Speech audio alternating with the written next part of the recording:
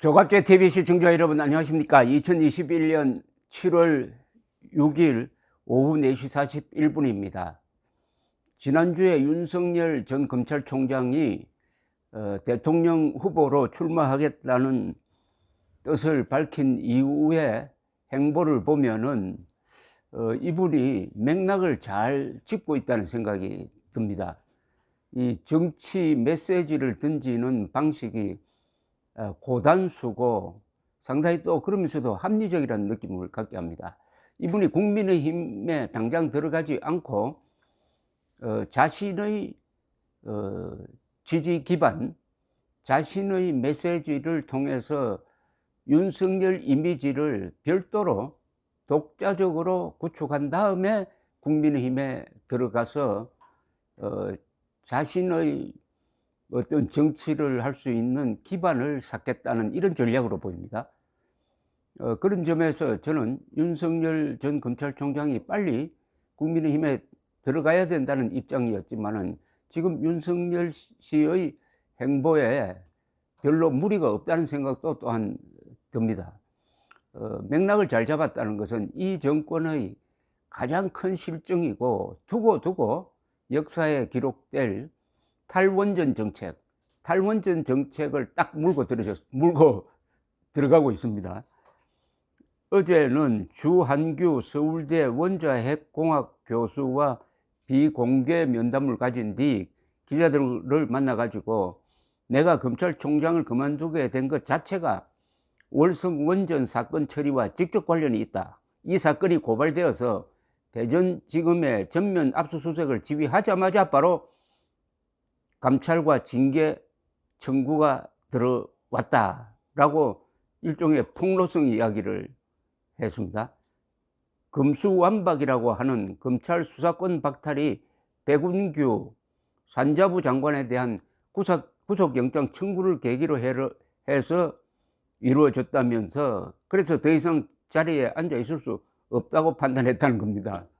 이 월성 원자력 1호기 이 조기 폐쇄를 위해서 경제성을 조작한 게 최재형 감사원장에 의해서 딱 적발되고 철저한 조사를 해서 검찰에 넘겼더니 검찰 수사에 간섭이 많았다. 누구로부터 간섭을 받았다는 이야기는 하지 않지만은 검찰총장에게 압력을 넣을 사람은 뭐 청와대라든지 법무장관이라든지 정권의 핵심부 아니겠습니까? 이 검찰총장의 이 말 자체가 이거 고발장입니다. 직권 남용을 한 사람이 있다는 겁니다. 그게 문재인일지 법무장관일지 누구일지는 뭐 나중에 수사해봐야 알겠지만은 어마어마한 의미를 갖고 있습니다. 그리고 이 정권이 특히 월성 1호기 월성 원자력 발전소에 대해서 이렇게 적개심을 갖고 있는 이유는 아마 따로 있을 겁니다. 김정은이가 가장 무서워하는 게 월성 원자력 발전소입니다.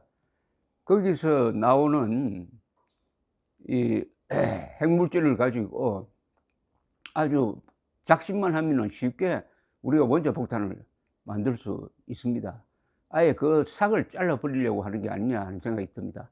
이 문재인 정권의 모든 행동은 그것 하나만 기억하면 됩니다. 김일성주의자 신영복을 사상가로 존경한다는 이 문재인의 가치관에서 비롯된 것이라고 보면 됩니다. 그러니까 김정은에게 유리한 것, 대한민국에 유리한 것, 둘 중에 어디를 선택하느냐 하면 후자를 선택하는 사람입니다. 그래서 이 탈원전이라는 것은 단순한 에너지 정책의 실패가 아닙니다. 이것은 안보 문제도 곁들여 있고 이념 문제도 곁들여 있고 이 탈원전이라는 것 자체가 이게 반역적입니다. 더구나 그 탈원전으로 가는 과정에서 사실을 조작을 했습니다. 직권을 남용을 했습니다. 국민들에게 거짓말을 했습니다. 허위 정보에 기초를 했습니다. 그 결과로 대한민국이 자랑하는 세계 최고의 원자력 산업을 지금 붕괴시키고 있습니다. 붕괴시키고 있어요. 요걸 오늘은 또 한 번 더 건드렸습니다. 오늘 대전 과학기술원 카이스트 원자력 핵공학과 전공 학생들과 만났네요. 만나가지고 간담회를 하는데 윤 전 총장은 전문가들도 말하지만 원자력 에너지란 것이 우리가 영화에서 보는 것처럼 그렇게 위험천만한 것이 아니다. 무리한 그리고 너무 성급한 탈원전 정책은 반드시 재고되고 바뀌어야 한다 라고 했습니다. 누가 재난영화, 엉터리 재난영화 보고 원자력 발전소 위험하다고 생각해서 없앴다는 그런 풍설을 의식해서 한 이야기로 보입니다. 이어서 정부의 갑작스런 탈원전 정책 때문에 우수재원들도 많이 이탈하고 방황하고 혼란을 겪고 있는 청년 연구자들의 이야기를 많이 들었다. 탈원전 정책 때문에 많은 인재들이 다른 분야로 빠져나가고 입학 당시 가진 꿈과 희망이 무너지게 되어서 가슴이 아프다.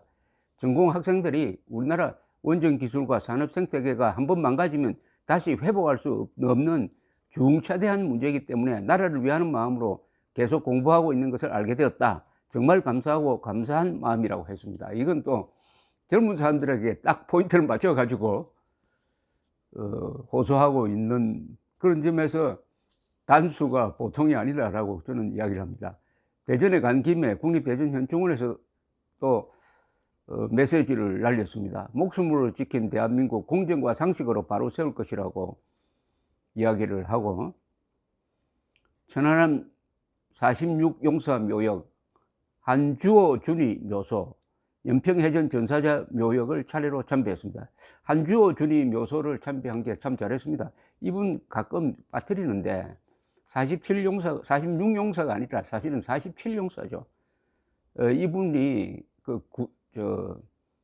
특수부대 출신이고 이 잠수를 잘하는 분인데 사실은 이 작전에 투입될 필요도 없었는데 본인이 자원했습니다. 자원해서 잠수를 하다가 결국 잠수병으로 돌아가셨습니다.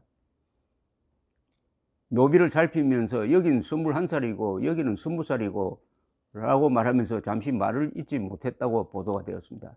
연평해전 전사자 묘역에서 서정우 하사 묘비 앞에서 눈시울을 붉히기도 했다고 합니다. 참배 뒤에는 꽃다운 나이에 인생을 제대로 피워보지도 못하고 국가를 위해 순국한 젊은 영령들을 진심으로 애도한다. 60평생 살아왔지만 현충원에 이분들이 잠들어 계신 모습을 보니 나라가 어떤 것이고 우리가 국가를 위해 어떻게 살아야 하는지 다시 한번 각오가 새로워졌다라고 했습니다. 행보가 너무 보수에 편중됐다는 질문에는 자유민주주의 국가 대한민국을 위해 필요한 일이라면 뭐든지 할 생각이라고 했네요. 그리고 지난 2일에는 원희룡 제주지사를 만났는데 원희룡 제주지사는 이 서울대학교 원희룡 지사가 후배입니다. 만나서 서울 내좌동에서 식사를 하면서 더셈 정치를 같이 하자. 더셈 정치를 같이 하자는 또 메시지를 남겼습니다. 윤 전 총장은 원 지사에게 이렇게 이야기를 했다는 겁니다. 역사나 정치나 더셈의 개념으로 봐야 하지 않겠느냐. 박정희도 그렇고 김대중도 그렇고 다 이들이 역사 속에서 하나하나 축적되어 지금의 대한민국이 있는 것이다. 정치에서도 서로 다르다고 이것 빼고 저것 빼면 결국 나 자신밖에 남지 않는다. 더하는 더셈의 정치를 해야겠다는 생각이 든다라고 말을 했다는 겁니다. 그러면서 빅텐트란 말 대신에 같이 더셈 정치를 해가지고 여러 세대와 계층 그리고 다양한 정치적 성향의 사람들을 최대한 아우를 수 있는 빅 플레이트, 큰 그릇이겠죠. 빅 플레이트를 함께 만들어 보자. 원지사도 어느 때보다 큰 생각, 넓은 정치를 해야 할 시기라면서 눈앞의 이익을 챙기기 위해 작은 계산을 하지 말고 국민 대통합을 위한 큰 계산을 하자고 했습니다. 그리고 국민의힘 입당을 당장 결정하지 않는 이유에 대해서는 주변에서 왜 5년짜리 비정규직을 하려고 하느냐, 그냥 현 정권에서 검찰총장으로 있으면 좋지 않겠느냐 말을 했다면서, 하지만 기존 국민의힘 지지층을 다시 찾아오는 것뿐 아니라 다른 국민까지 다 규합하는 새로운 정권 지지 기반을 만드는 데 기여하고 싶었다라고 했습니다. 그러니까 국민의힘에 들어가지 않고 보다 자유로운 입장에서 이 사람 저 사람 만나면서 자신의 소신을 이야기하면은 또 지지 기반이 새로 생길 것이고 그것과 나중에 국민의힘 기존 지지 기반과 더해버리면 되는 것 아니냐. 하는 계산으로 또 보입니다. 또 상암동에 있는, 이건 또 널리 보도는 안 됐는데, 박정희 대통령 기념관도 찾았다고 합니다. 김대중 도서관 찾고 박정희 기념관 찾고, 이게 이 사람이 말하는 덧셈의 좌우 스펙트럼인 듯 합니다. 이상입니다. 감사합니다.